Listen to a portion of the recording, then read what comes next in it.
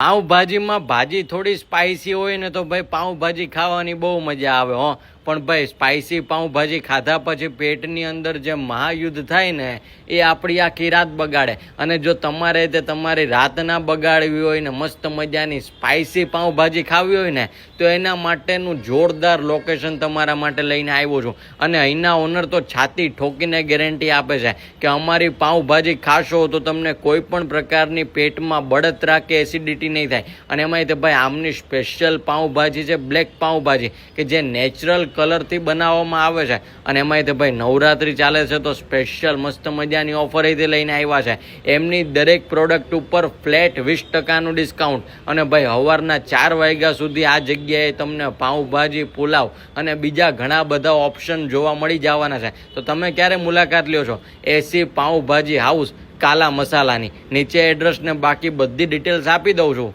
પહોંચી જજો.